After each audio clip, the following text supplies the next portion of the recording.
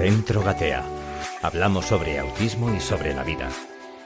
Todos somos únicos e irrepetibles. En cada episodio lo descubrimos. Con el patrocinio de la Universidad Francisco de Vitoria de Madrid.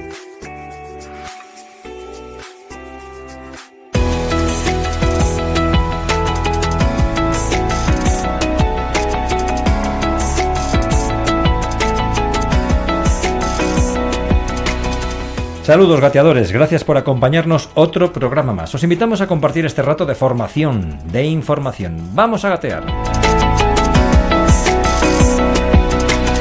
Y ya sí que sí, definitivamente en nuestros estudios centrales de Gatea para grabar y llevaros hasta vuestras casas, hasta vuestros móviles o aplicaciones de audio, estos programas de radio de gateadores. Y encima rodeados de muchos chicos que vienen a Gatea y que tanto echaba de menos, que son todos amigos míos, que chocamos los 5 y que me hacen sentir de maravilla. Marta Rodríguez, gerente fundadora de Gatea, saludos, buenas tardes. Hola, buenas tardes Raúl, una semanita más juntos compartiendo hobbies de Gatea. Que estos chicos que tenemos correteando por los pasillos de Gatea me hacen sentir como en casa, mejor que en brazos, vaya. Que sí, que sí, ya van estando cansadillos porque el curso ya pesa, pero la verdad es que después de sus clases vienen aquí y aprovechan las terapias, que es increíble. Bueno, no nos queremos olvidar, como cada inicio de programa, de la Universidad Francisco de Vitoria, que tanto nos ayudan, así que les mandamos un saludo y un fuerte abrazo para nuestros Un beso amigos. enorme, porque además es que nos ayudan en todo lo que pedimos. Ya da un poquito vergüenza pedirles cosas porque siempre nos dicen que sí. El máster acreditado, las jornadas de autismo, el podcast, absolutamente todo lo que pedimos es sí, colaborando con vosotros. Oye Marta, y hoy vamos a hablar de un palabro, así entre comillas, un palabro que no había escuchado en mi vida. No sé si vosotros, oyentes gateadores, lo habéis escuchado en alguna ocasión. Yo no, desde luego, hasta que llegaba aquí a Gatea. Yo me preguntaba, ¿qué es eso? ¿Cómo se pronuncia? A ver si no me trastabillo. La comorbilidad, que no la comodidad. Pues imagínate cuando nos lo dicen a nosotros. Bueno, un día igual sí que hacemos un podcast sobre vocabulario, porque es que este trastorno tiene un montón de vocabulario. Yo me acuerdo a la puerta del colegio de Jorge, cuando éramos pequeños, decía que si tiene colalias, y allí cada una estuvo diciendo lo que era una ecolalia. Yo después flipé como diciendo, es que de 5 ninguna sabíamos lo que era la ecolalia, pero tu hijo tenía ecolalias, ¿no? Entonces yo sí que invito a los profesionales que nos escuchan a que utilicen un lenguaje coloquial. O sea, está fenomenal, en los informes hay que escribir un lenguaje profesional, cada profesión tiene, cada disciplina tiene su lenguaje, y hay que usar un lenguaje apropiado de tu disciplina. Menos mal que no está en latín, términos latinos. Si no, bueno, pues te pasa cuando vas al banco, que te empiezan a hablar de TAI y de cosas raras y no entiendes nada. Bueno, pues me pasa igual. O sea, a los que trabajen en el banco, que utilicen un lenguaje coloquial, claro, pero cuando hablas con familias y su hijo es el que tiene esa dificultad, hay que traducirlo a un lenguaje coloquial.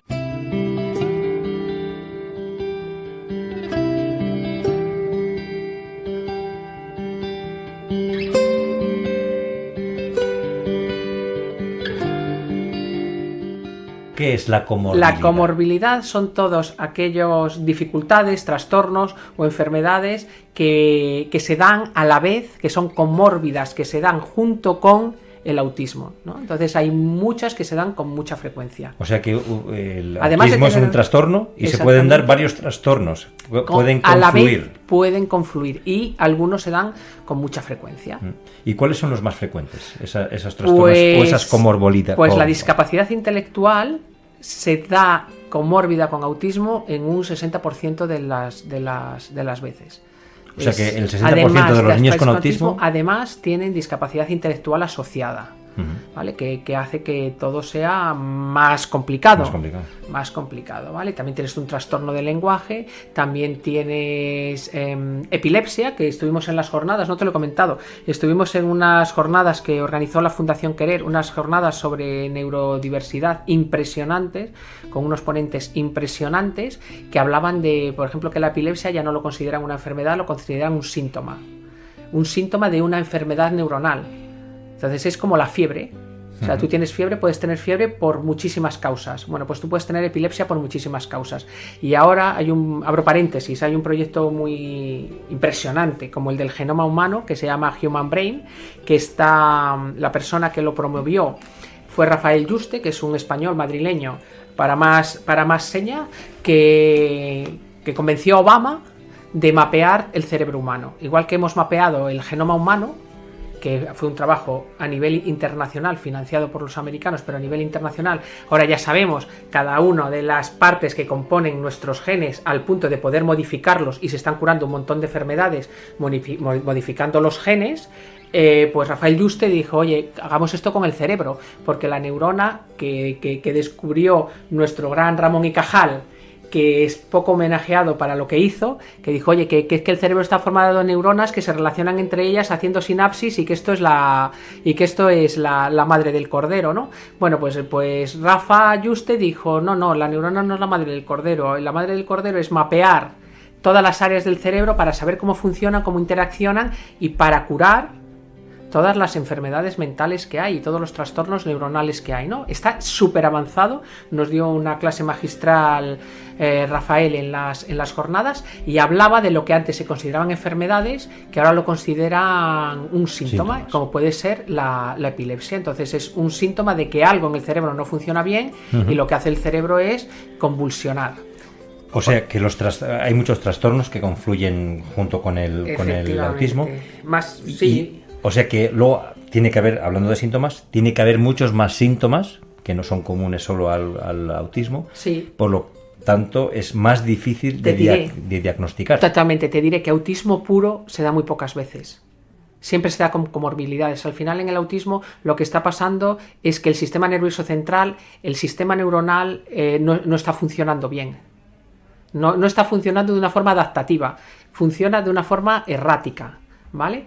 Entonces, es razonable pensar que no solo está funcionando lo que tiene que ver con tus habilidades sociales, como tu comunicación social. Hay muchas otras cosas que no están funcionando bien. Por ejemplo, las que ahora ya están metidas en el DSM-5, las alteraciones sensoriales.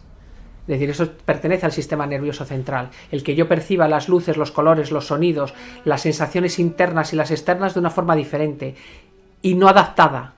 Es decir, que todo lo que yo percibo no me vale para dar una respuesta adecuada a lo que necesita el contexto en ese momento. Bueno, pues eso es, además de tener esas dificultades de comunicación social, pues tengo problemas sensoriales. Después, cuando son más, sobre todo en la adolescencia, que es cuando suelen aparecer no siempre, pero aparecen las epilepsias, también en personas de grado 1, de grado 2, suele aparecer un trastorno depresivo.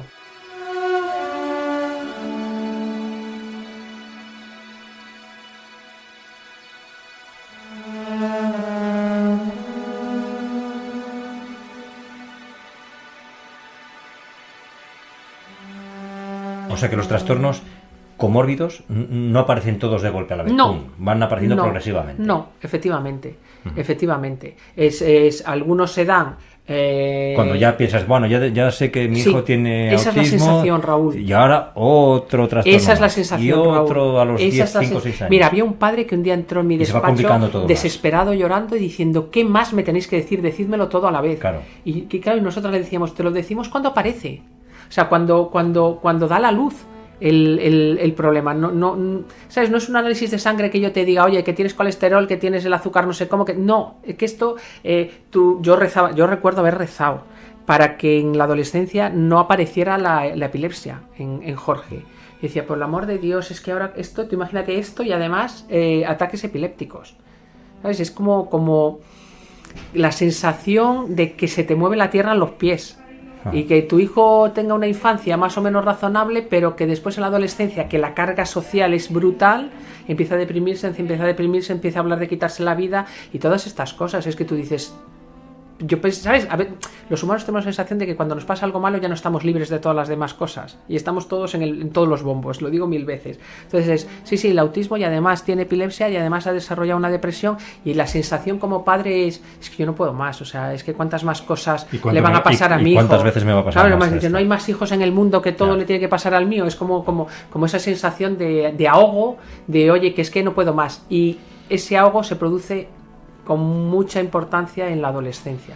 En la adolescencia y no sabemos si tiene final cosas. o no tiene final. Y después no sabes cuándo esto va a parar, claro. Efectivamente. Y cuando se diagnostica a un adulto, por estas comorbilidades es muy difícil diagnosticar a adultos con autismo, porque es como una cebolla que tienes que ir quitando capas. Bueno, esta sintomatología, porque al final no diagnosticamos con un análisis de sangre, no hay ninguna prueba que te diga si una persona tiene autismo o no. Entonces viene un adulto que dice que quiere que le diagnostiques, que cree que él tiene autismo, y entonces tienes que decir, esta parte de la sintomatología tiene que ver con la depresión, esta parte de la sintomatología tiene que ver con un trastorno obsesivo compulsivo, esta parte tiene que ver con tal, y allá en el fondo tienes que mirar si ahí hay autismo o no hay autismo. Claro, yo entiendo la desesperación de muchas personas, de muchos padres, pero ¿qué es lo que no tengo? Claro, bueno, eso por los padres, y después el que diagnostica es: ¿y ahora cómo sé yo si tienes autismo o no? Porque tienes tantas cosas comórbidas, hay tantas cosas que se dan a la vez y hay síntomas que pueden referirse a varios diagnósticos a la vez. Bueno, pues lo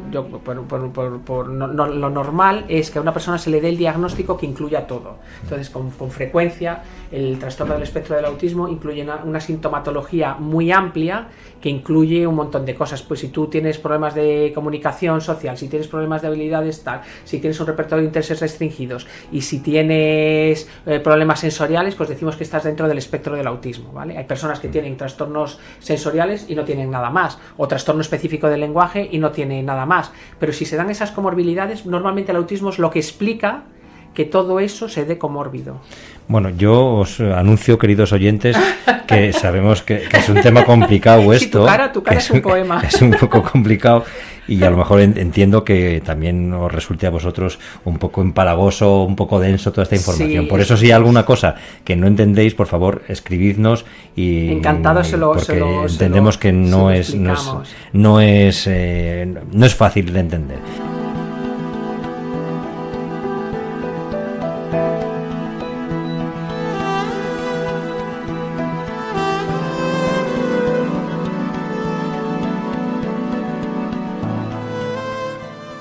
¿Los tratamientos también por separado? Esa es otra. ¿O todo a la vez? Como dices tú, hay que ir capita por capita. Claro, como este fin de semana pasado el doctor Amado nos dio una clase magistral sobre farmacología y TEA. Para empezar, no hay medicación para TEA. Con lo cual, tú no puedes ir al médico, ningún psiquiatra, ni ningún neurólogo te va a decir, oye, que mi hijo tiene autismo. Y dice, bueno, pues toma, dale la pastillita mágica. No existe medicación para el TEA.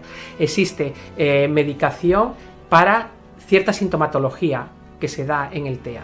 Por ejemplo, que se puede dar con frecuencia en chicos, una hiperactividad, un déficit de atención, o alteración de la conducta, o principalmente se trata el déficit de atención y se trata la epilepsia y se trata la conducta. Existe también un trastorno de la conducta idiopático, que es decir, puedes tener autismo y que tu comportamiento, tus crisis o tus agresiones no tengan que ver con el autismo, sino que sea un trastorno que se dé comórbido con el autismo, ¿vale? Que es decir, tengo autismo y además tengo un trastorno grave de la conducta de origen idiopático, que idiopático significa que somos idiotas y que no sabemos de dónde viene, ¿no? Y hay otros problemas de conducta que sí sabemos de dónde viene y se pueden prevenir. Vale, entonces, dicho esto, con la medicación nos pasa lo mismo. Lo que hacen los especialistas es medicar en base a unos síntomas. Entonces, si medico el déficit de atención, pues a lo mejor consigo una mejoría en el autismo porque las terapias son más eficientes, porque esa persona está más atenta y está más... Si tengo un problema de conducta que hace que yo en el colegio no haga otra cosa que me contengan o que esté apartado y dejo de tener esos comportamientos, pues entonces yo aprovecho más la jornada escolar. Entonces lo que ahora mismo pueden hacer, hasta que avancemos más en los estudios sobre el autismo, lo que ahora mismo estamos haciendo es dar medicaciones para aliviar ciertos síntomas. Y como las personas con autismo, yo creo que además de a nivel neuronal, todos los sistemas están alterados, los metabolizan de aquella manera. Hay chicos donde ciertas medicaciones les sientan muy bien y hay otras medicaciones que les sientan fatal. Igual que el autismo tiene distintos grados, sí. Las comorbilidades que están asociadas... Es que esta palabra no estuvo muy listo ese día. Algo le faltaba. Sí. Dime, las comorbilidades. También trastornos que están asociados al autismo, sí. También tienen distintos grados. Sí, después hay epilepsias que son reactivas a las medicaciones, es decir, que una persona que hay epilepsias que no se ven. Hablaba el otro día el doctor Amado en la clase que hay personas que hablaban, que es lo que llamamos autismo regresivo, y dejan de hablar, y muchas veces su origen tiene ataques epilépticos que no se ven, que no refieren con convulsiones, que no me salía la palabra rimbombante, que no refieren con convulsiones. Entonces tu hijo está teniendo ataques epilépticos en el área del lenguaje, en una de las áreas del lenguaje, y deja de hablar. Entonces ahí hay que hacer una prueba, pues, una resonancia, un electro, donde se vea que... Pero él hablaba de que con frecuencia esas regresiones tienen como origen ataques epilépticos que no refieren con convulsiones, con lo cual, si se produce esa regresión, lo mejor es ir cuanto antes a un neurólogo a que haga pruebas y descarte que nuestro hijo está teniendo ataques epilépticos. Oh, qué complicado, ¿no? Es muy complicado. Para las familias que, claro, que no entienden nada de esto, que no entenderíamos nada. Nada, es la sensación es de estar... Pasa algo y dices, ¿qué está pasando? De estar perdido, de estar perdido. Y después en la adolescencia, mira, a los 18 meses en el cerebro humano se produce una muerte neuronal severa. Se mueren muchísimas neuronas y se está hablando de que, claro, de que a los 18 meses. A los 18 meses, que es cuando nosotras empezamos a ver sintomatología autista, por así decirlo. Esa muerte neuronal severa no se produce en las personas con autismo. En muchas personas con autismo no se produce. Es decir, el otro día en el congreso hablaban de que las personas con autismo tienen muchas más neuronas que las personas normotípicas, porque esa muerte neuronal no se hace bien, esa poda neuronal no se hace bien. El cerebro... lo que hace es, el cerebro es muy listo y es muy vago. Entonces dice, las neuronas que no hacen falta las mato, y ellas mismas se suicidan.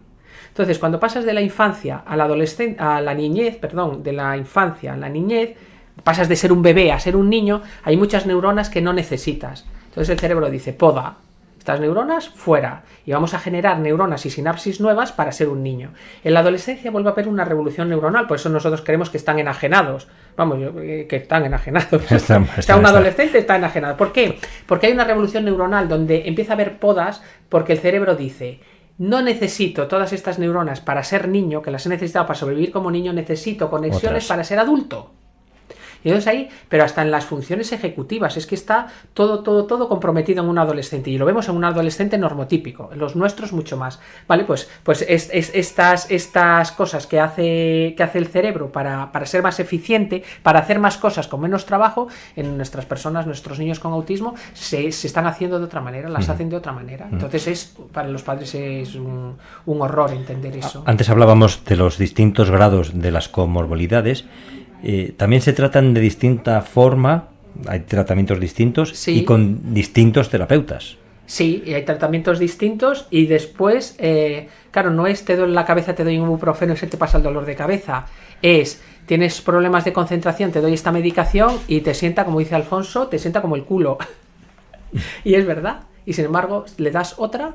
Y bueno, yo lo he vivido en Jorge, pero lo vivo en Gatea constantemente. Es decir, oye, mira, que se le estás dando a Bilifi, por decir una marca, y algún chico le ha sentado fenomenal, su vida escolar ha mejorado, su vida familiar ha mejorado, todo en su entorno ha mejorado, y la misma medicación en otro chico de la misma edad, con el mismo diagnóstico de autismo, le sienta fatal, se vuelve muy apático, o al contrario, se vuelve muy hiperactivo. Entonces, lo que sí que hay que hacer cuando se dan las medicaciones, porque al final estamos en una edad muy temprana para tratar el autismo. Se está investigando mucho, y por lo que he visto en el Congreso, en las jornadas, las investigaciones van muy rápido para los científicos, muy lento para las familias. Entonces ahora es como tontitos, dando palos de ciego, diciendo, vale, pues esta medicación no funciona, y esto es una realidad. Esta medicación no funciona, se la vamos a retirar con lo que ello supone, y le vamos a probar con ostra, y vamos a probar, que la palabra probar a mí me ponía enferma, ahora sé que la tengo que asumir, pero es, oye, vamos a probar a ver si funciona, vamos a probar, y tú dices, ya, pero es que mi hijo no es un conejo de indias. Debe decir conejillo de indias. Claro, pero es que no te queda otra. Dice, ¿pero qué padre quiere probar? Pues el padre que está desesperado porque su hijo tiene la conducta alterada constantemente, o su hijo no puede aguantar una jornada escolar, o su hijo, quiero decir, hay que estar en la circunstancia. Y los médicos pues tienen las herramientas que tienen para tratar. Ya lo digo, no tratan la enfermedad, tratan los síntomas de la enfermedad. Y con 4 herramientas que tienen, juegan en combinaciones infinitas hasta que atinan con la combinación que se te da bien. Aquí en Gatea no solo diagnosticamos el autismo, sino también todos esos trastornos asociados, esas comorbilidades. Es que no los puedes disociar. O sea, tú no puedes hacer compartimentos estancos de ahora voy a trabajar tal, ahora voy a trabajar tal. No, una persona que tiene discapacidad intelectual y autismo, tienes que adaptarle el material para que sea comprensible. Correcto. O sea, los niveles de comprensión de las personas son muy relevantes a la hora de hacer terapia. Entonces, tú tienes que evaluar a la persona en global. Es decir, ¿qué dificultades tiene y qué potencialidades tiene? Esta persona se le da muy bien esto, tiene una memoria visual impresionante, tiene una memoria de trabajo muy comprometida, tiene un lenguaje expresivo adecuado, pero tiene un lenguaje comprensivo muy tal. Y ese es un paquete completo y en función de eso hacemos un plan de intervención consensuado con los padres. Pero ese diagnóstico correcto tiene que ser complicadísimo. Mira, un día a ver si conseguimos un jueves que Meli haga hueco en y hablamos con ella, que tengo ganas de hablar con ella, hombre, claro. Y hablamos con Meli para que... A mí, mira, yo llevo 12 años con ella viendo cómo hacen los diagnósticos, cada vez me parece más difícil. Yo a ella la veo sufrir mucho y ver los vídeos una y otra vez y corregir las escalas y volverlas a evaluar. O sea que en una sesión no puedes no, ella dedica nada. Horas y horas y horas porque además es determinante. O sea, si el diagnóstico está bien hecho, todo lo demás es fruto de ese diagnóstico bien hecho. Claro. O sea, por así decirlo, son los cimientos de la casa. Entonces, y se tarda, si no tienes suerte, se tarda mucho en tener un diagnóstico bien hecho, donde venga el potencial de tu hijo, las dificultades de tu hijo y un juicio clínico y un plan de intervención, porque tú dices, es que yo etiquetas no quiero. No, yo es que para mi hijo etiquetas tampoco quiero. No es una etiqueta, es el cimiento de un plan de trabajo.